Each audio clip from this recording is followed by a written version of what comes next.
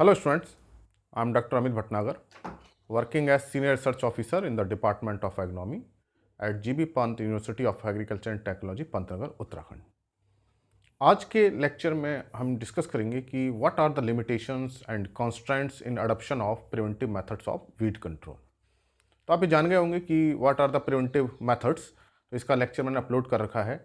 And how do preventive method control weeds with reasoning, ये भी मैंने अपलोड कर दिया है कि कौन कौन से प्रिवेंटिव मेथड्स हैं और कैसे वो वीड कंट्रोल करते हैं। तो ये जो रीज़न लिखे हैं इसी को उस लेक्चर में मैंने एक्सप्लेन किया है। अगर आपने वो लेक्चर नहीं देखा है तो उस लेक्चर को आप देख लें, तो आपको ये कंटिन्यूशन में लेक्चर समझ में आएगा। तो ये जितने भी मैंने रीज़न लिखे हैं, ये मेथड्स, उनको विद रीजनिंग एक्सप्लेन उस लेक्चर में किया है।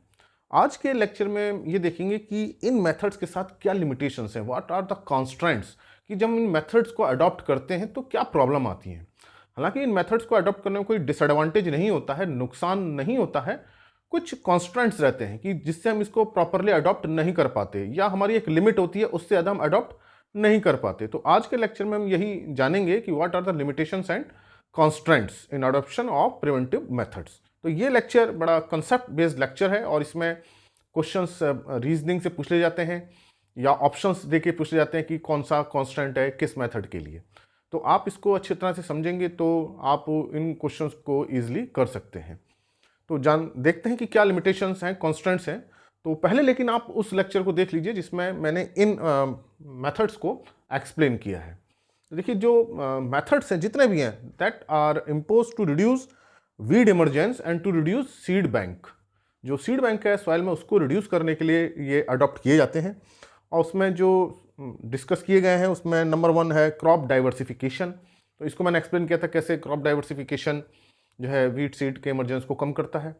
अब इसकी लिमिटेशन ये है, कॉन्स्टेंट्स इसके साथ ये है कि जो क्रॉप डाइवर्सिफिकेशन हम कर रहे हैं किसी एरिया में, तो वहाँ जो हम क्रॉप ग्रो करते हैं वहाँ की इकोलॉजी क्या है, वहाँ का क्लाइमेट क्या है, वह टेम्परेट है या ट्रॉपिकल है, सब ट्रॉपिकल है, वहाँ रिसोर्सेज क्या अवेलेबल है, इरिगेशन फैसिलिटी है या नहीं है, फार्मर की इकोनॉमिक कंडीशन कैसी है, तभी जो है वो क्रॉप अडॉप्ट होती है। वहाँ की सॉइल टाइप कैसा है और वहाँ क्या वो मार्केट उस क्रॉप का है या नहीं है। अगर उस क्रॉप का मार्केट नहीं है तो फार्मर ऑब्वियसली उस क्रॉप को ग्रो नहीं करेगा। तो क्रॉप डाइवर्सिफिकेशन में बहुत सारे फैक्टर्स होते हैं जो क्रॉप की चॉइस को लिमिट करते हैं।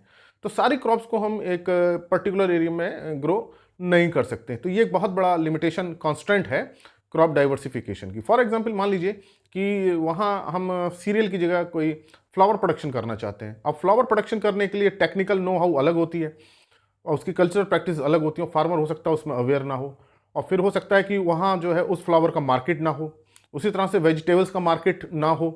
तो ये जो प्रॉब्लम्स हैं क्रॉप डाइवर्सिफिकेशन में कि एक number of factors affect the crop cultivation, तो अडॉप्शन करने में दिक्कत आती है। तो इन जनरल जो क्रॉप उस एरिया में इस्टेब्लिश हो जाती हैं, जिनका मार्केट डेवलप हो जाता है, रिसोर्सेज के साथ वो इंटरेक्शन हो जाता है, फार्मर की सिचुएशन ऐसी होती है, इकोनॉमिक कंडीशन ऐसी होती है कि उन क्रॉप्स की कल्टीवेशन को अफोर्ड कर सके, उसी क्रॉप में वही सिस्टम बनता है, फिर वो रोटेशन होता है और वो क्रॉप वहाँ होती है। तो क्रॉप डाइवर्सिफिकेशन अगर हम किसी एरिया में करना चाहते हैं, then there is a limited choice, limited number of crops for a particular area. तो जितनी क्रॉप्स हम पढ़ते हैं, सीरियल्स पढ़ रहे हैं या लेग्यूम्स पढ़ रहे हैं या हम ऑयल सीड पढ़ रहे हैं या फाइबर क्रॉप पढ़ते हैं, वो एक पर्टिकुलर एरिया के लिए होती है। सारी क्रॉप्स हम एक एरिया में ग्रो नहीं कर सकते, सबका क्लाइमेटिक रिक्वायरमेंट अलग अलग है। तो ये एक बहुत बड़ा कॉन्स्टेंट है जो अफेक्ट करता है क्रॉप डाइवर्सिफिकेशन को। तो आपको समझ में आया होगा कि हम ऐसा नहीं हो सकता कि किसी भी क्रॉप को हम ग्रो कर लें। तो उस क्रॉप की एक तो रिक्वायरमेंट मिलनी चाहिए, इकोलॉजिकल रिक्वायरमेंट होनी चाहिए, फार्मर के पास रिसोर्सेज होने चाहिए, दूसरा मार्केट होना चाहिए। अगर ये सब चीज़ें हैं तब हम क्रॉप को अडॉप्ट कर सकते हैं। तो ये बहुत बड़ा कांस्टेंट है क्रॉप डाइवर्सिफिकेशन के साथ। Next method we discuss about the tillage system, zero tillage, minimum tillage, reduce tillage, conventional tillage. किस तरह से टिलेज सिस्टम जो है सीड बैंक को अफेक्ट करते हैं, उसमें मैं बताया था। जीरो टिलेज में डेप्लीशन कैसे होता है सीड बैंक का और सीड सेटिंग कैसे होती है, उन दोनों के इंट्रैक्शन से कैसे जो है जीरो टिलेज सिस्टम में एनुअल वीड्स की पॉपुलेशन कम हो जाती है और बाइनियल पेरिनियल्स की पॉपुलेशन बढ़ती है। तो ऐसे एरिया में जहाँ एनुअल्स की प्रॉब्लम बहुत ज़्यादा हो रही है, वहाँ में जीरो टिलेज सिस्टम अडॉप्ट करना चाहिए। But in zero tillage system we have to manage weeds with herbicides. तो अगर जहाँ जिस सिस्टम में हम जीरो टिलेज कर रहे हैं वहाँ इंटर कल्टिवेशन कर नहीं सकते, होइंग हम कर नहीं सकते, मैकेनिकल वीडिंग हम कर नहीं सकते, क्योंकि हमको सॉइल डिस्टर्ब नहीं करनी है। तो ऐसी सिचुएशन में जीरो टिलेज सिस्टम में हम जो वीड्स कंट्रोल करते हैं वो that is completely by chemicals. तो केमिकल कंट्रोल होता है, बायोलॉजिकल कंट्रोल हम कर सकते हैं। तो लेकिन केमिकल्स का ज़्यादा यूज़ किया जाता है, तो वहाँ जब हम हर्बिसाइड्स ज़्यादा यूज़ करते हैं जीरो टिलेज सिस्टम में, तो एक तो हर्बिसाइड रेसिस्टेंस की प्रॉब्लम हो सकती है, प्रॉब्लम आती है। दूसरा, ज़्यादा हर्बिसाइड यूज़ करने से हर्बिसाइड लोड जो है सॉइल पे बढ़ता है, तो सॉइल की प्रॉपर्टीज़ एडवर्सली अफेक्ट होती हैं। फिर हर्बिसाइड यूज़ करने से एनवायरमेंटल पॉल्यूशन की प्रॉब्लम भी होती है। एक्चुअली है तो ये पॉइजन ही, तो ये जो है इनकी जो टॉक्सिसिटी बढ़ती जाती है, प्लांट्स में भी बढ़ जाती है, सॉइल में भी बढ़ती है, तो माइक्रोफ्लोरा को भी अफेक्ट करते हैं। तो जीरो टिलेज सिस्टम के साथ यही कांस्टेंट होते हैं कि हर्बिसाइड का एप्लीकेशन हमको करना पड़ता है, और जब भी हम जीरो टिलेज करते हैं वहाँ वीड्स हर्बिसाइड से ही कंट्रोल होते हैं, और हर्बिसाइड की डोज अमाउंट हमें बढ़ानी पड़ती है, और फिर वो हर्बिसाइड रिलेटेड प्रॉब्लम स्टार्ट हो जाती है। सेकेंडली, जीरो टिलेज सिस्टम को जब हम अडॉप्ट करते हैं तो जो क्रॉप की जो प्रोडक्टिविटी है वो शुरू में इनिशियल ईयर्स में डिक्लाइन होती है। 2 to 3 ईयर्स जो है ये देखा गया कि 3 साल तक जो है प्रोडक्टिविटी डाउन रहती है। उसके बाद जब सॉइल प्रॉपर्टीज़ में इंप्रूवमेंट होता है तब यील्ड बढ़ती है। तो यहाँ जीरो टिलेज के साथ ये कॉन्स्टेंट्स है, ये लिमिटेशन है कि हम इसको बहुत जल्दी भी यूज़ नहीं कर सकते हैं, और बहुत लॉन्ग रन में अगर ले जाते हैं तो फिर हमें हर्बिसाइड यूज़ करना पड़ता है। Another constant is that the zero tillage system can not be applied in every crop. Her crop में इसको हम अडॉप्ट नहीं कर सकते हैं जीरो टिलेज सिस्टम को, क्योंकि जीरो टिलेज जैसे कि जो वेजिटेटिव प्रोपेगेटेड क्रॉप जैसे शुगर केन है, उसको साइड्स को हमें नीचे बोना है, पटैटो है उसको हमें सॉइल में नीचे बोना है, डिगिंग करके बोना है। तो कुछ क्रॉप्स ऐसी हैं जिसमें जीरो टिलेज सिस्टम को अडॉप्शन नहीं हो सकता है, तो ये एक लिमिटेशन है।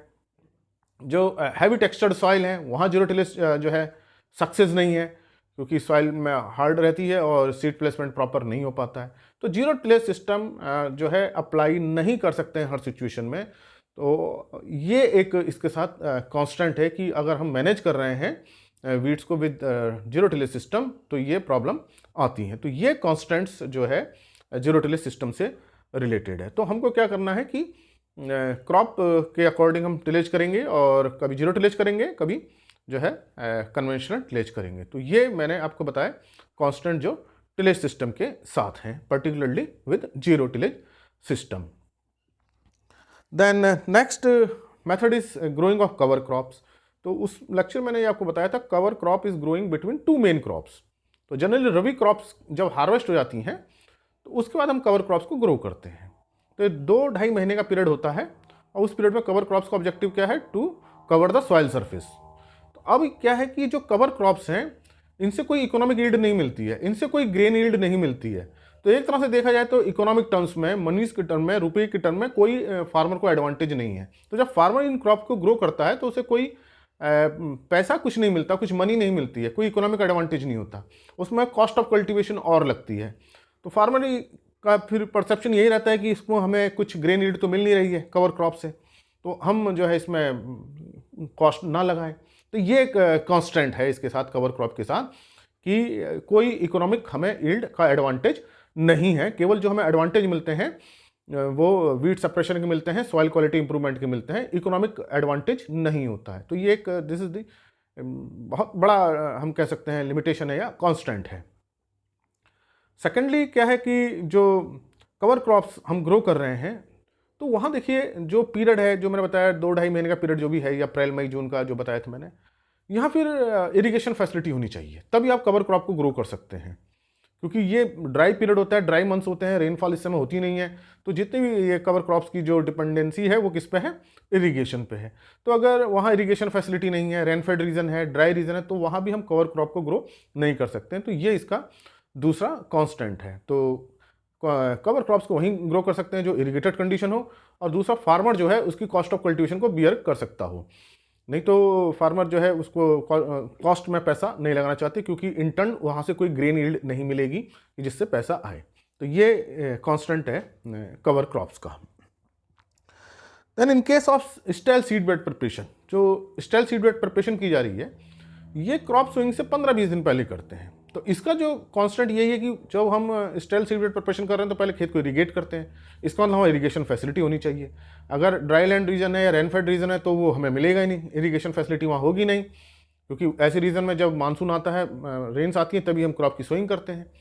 तो 15-20 दिन पहले हमको मॉइस्चर की अवेलेबिलिटी नहीं होगी, तो ये कांस्टेंट है स्टेल सीड बेड प्रिपरेशन के साथ। दूसरा, इसके साथ एक लिमिटेशन ये भी हो जाती है कि मान लीजिए 15-20 दिन पहले हम पे इरिगेशन वाटर था और हमने वीड्स को किया और वीड्स ग्रो हुए, फिर हमने उसको हैरो से डिस्ट्रॉय कर दिया, और उस बाद क्या हुआ, रेन्स आ गई, बारिश लग गई, तो खेत क्या हो जाएगा, और वेट हो जाएगा, गीला हो जाएगा, तो सॉइल वर्केबल कंडीशन में नहीं आ पाएगी। क्योंकि एक तो हमने पहले इरीगेट कर रखा था, ऊपर से रेन्स आई तो और खेत गीला हो गया, अब उसमें जो है कोई इंटरकल्टिवेशन नहीं हो सकता, अब उसमें हैरो नहीं हो सकती, वर्केबल कंडीशन में नहीं है। तो ऐसे टाइम पे क्या होता है कि सोइंग डिले हो जाती है। तो ये भी एक बड़ा लिमिटेशन है इसके साथ कि बहुत, इसलिए हमें बहुत सोच समझ के स्टेल सीड बेड प्रिपरेशन करना चाहिए। और अगर बहुत जल्दी हम कर देंगे, बहुत पहले हम कर दें, मान लीजिए हम 1.5-2 महीने पहले ही कर दें, तो एक फ्लश तो खत्म हो जाएगा, उसके बाद जो दूसरा वीड्स का फ्लश आ जाएगा, तो बहुत पहले भी हम स्टेल सीड बेड प्रिपरेशन नहीं कर सकते हैं। तो ये इसके साथ कांस्टेंट है। तो कांस्टेंट है, उसको लिमिट कर रहा है, लेकिन इसका मतलब ये नहीं है कि हमको नहीं करना है, इसको अडॉप्ट हमें करना है, लेकिन बहुत केयरफुली एवोल्यूशन के बाद। Another is soil solarization. अब सॉइल सोलराइजेशन में सॉइल को हीट किया जाता है पॉलिथीन शीट्स के साथ।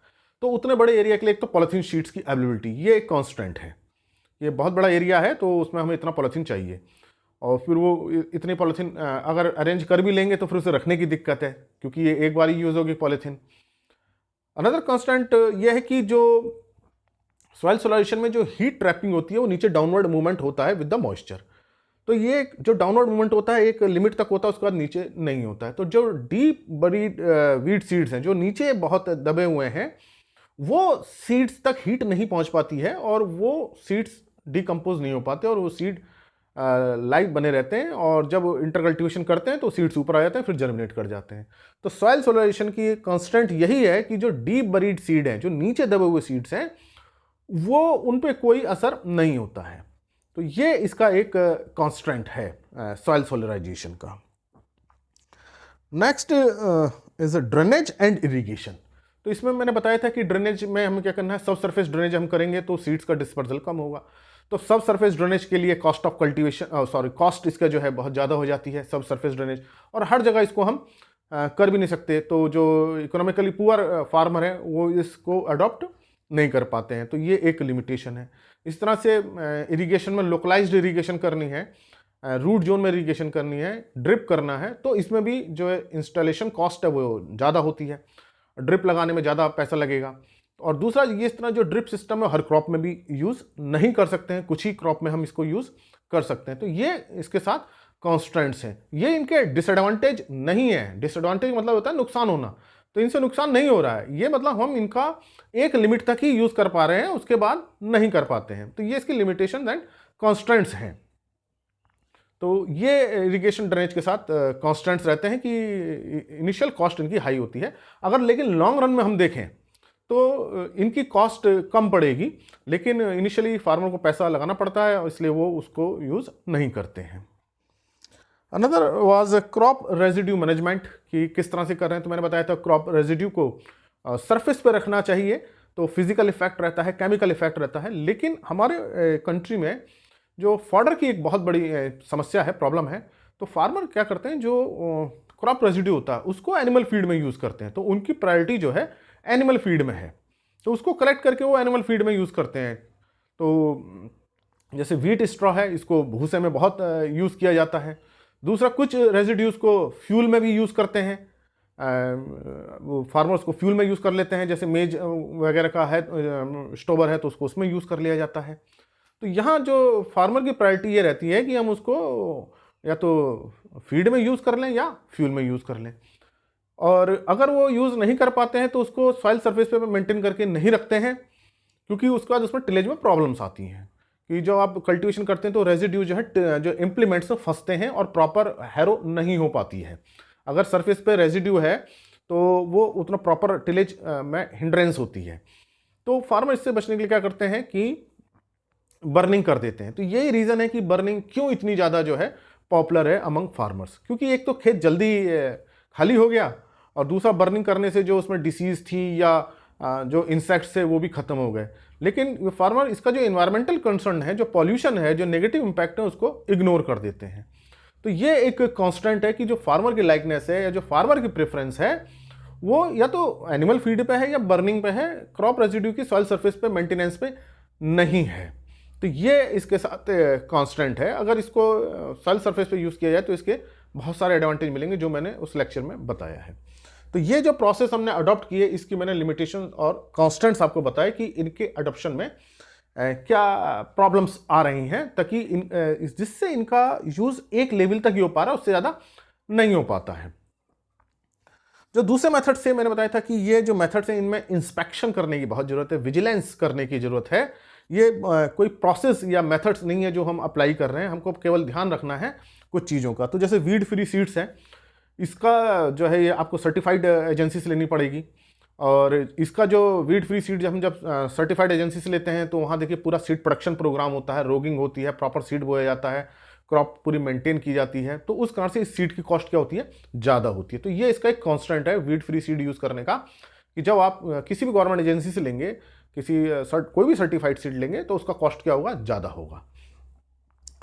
और क्लियर इंप्लीमेंट्स में कोई ऐसा कोई खास कांस्टेंट नहीं है, केवल उसको ध्यान रखना है, उसको सफाई करनी है। ट्रांसप्लांटेड मटेरियल में भी कोई बहुत बड़ा कोई कांस्टेंट लिमिटेशन नहीं है, ये केवल विजिलेंस रखनी है, केवल इसमें ध्यान रखना है। अगर हमारा ध्यान छूट गया तो वो फिर प्रॉब्लम हो सकती है। और वेल रिटर्न FYM के साथ ये एक कांस्टेंट रहता है कि देखिए जो वेल रिटर्न FYM है वो 3 to 4 मंथ्स जो है अच्छी कंडीशन में बनता है। अब फार्मर इसका पूरा वेट नहीं कर पाता इस टाइम का। दूसरा, इसके लिए पिट बनानी पड़ती हैं, एक पूरा इसका प्रोसेस होता है ताकि ये डिकम्पोज प्रॉपरली हो जाए। तो जनरली फार्मर्स क्या होते हैं, पिट नहीं बनाते हैं या प्रॉपर प्रोसीजर अडॉप्ट नहीं करते हैं, और ये सोचते हैं कि जल्दी से हम जो है जो गोबर है जो निकला है FYM है या जो भी कंपोस्ट है उसको तुरंत खेत में डाल दें। तो ये प्रॉब्लम आती है यदि ये FYM जो है वेल डिकम्पोज्ड नहीं है। और बाकी तो ऐसे कोई इन मेथड्स में कोई कॉन्स्टेंट्स नहीं है, लेकिन लिमिटेशंस जो हैं कुछ क्वारंटाइन मेथड्स और वीड लॉ के साथ हैं, क्योंकि हर स्टेट ने वीड लॉ नहीं बना रखे हैं। और क्वारंटाइन लॉ रेगुलेटरी मैकेनिज्म होते हैं, इसको भी ज़रूरत है देखने की कि प्रॉपरली इम्प्लीमेंट हो रहे हैं या नहीं हो रहे हैं। तो अगर प्रॉपरली इम्प्लीमेंट नहीं होते हैं तो कंटामिनेटेड मटेरियल, एग्रीकल्चर मटेरियल जो भी, चाहे लाइव स्टॉक आ रहा हो, चाहे सीड आ रहा हो, कोई मटेरियल आ रहा हो, या हम अपने एक्सपोर्ट कर रहे हैं या इंपोर्ट कर रहे हैं, उसके साथ ये मटेरियल चला जाता है, वीड सीड्स चले जाते हैं। तो ये जो प्रोसेस है ये बहुत इंस्पेक्शन इनको करने की ज़रूरत है, और रेगुलर टाइम पे रेगुलरली इंस्पेक्शन करने की ज़रूरत है, तभी जो है इनकी इफेक्टिवनेस होती है। और इस वाले मेथड्स में हम जो प्रोसेस अडॉप्ट कर रहे हैं इसका प्रॉपर अप्लीकेशन होना जरूरी है। तो ये मैंने आपको कुछ कॉन्स्टेंट्स और लिमिटेशंस बताई हैं प्रिवेंटिव मेथड्स की, कि जिससे हम इनको एक बहुत ज़्यादा यूज़ नहीं कर सकते हैं। तो इसके लिए हमें क्या करना पड़ता है, दूसरे मेथड्स को इसके साथ इंटीग्रेट करना पड़ता है, कल्चरल मेथड्स को अडॉप्ट करना पड़ता है, क्यूरेटिव मेथड्स को हमें इंटीग्रेट करना पड़ता है। जब सारे मेथड्स को मिला लेते हैं तभी जो है प्रॉपर इफेक्टिव वीड कंट्रोल होता है, जिसको मैंने एक लेक्चर अपलोड कर रखा है, इफेक्टिव वीड मैनेजमेंट स्ट्रेटजी। आप उसको देखिए, उसमें मैंने बताया है कि कैसे preventive methods, cultural practices and curative methods जो है वीड कंट्रोल करते हैं। तो ये जो कॉन्स्टेंट्स मैंने आपको बताया ये बड़े इंपॉर्टेंट कॉन्स्टेंट्स हैं, एग्जामिनेशंस में जनरली पूछे जा सकते हैं ऑब्जेक्टिव क्वेश्चन में, कि बताइए कि पूछा जा सकता है कि जीरो टिलेज सिस्टम का क्या कॉन्स्टेंट्स है, क्या इसके लिमिटेशंस हैं। तो मैंने आपको जो बताई हैं वो उनके आंसर्स हैं। तो ये लेक्चर आपको अच्छा लगा हो तो इसे लाइक करें और स्टूडेंट्स का शेयर करें। अगर चैनल सब्सक्राइब नहीं किया है तो सब्सक्राइब करें। Thank you very much.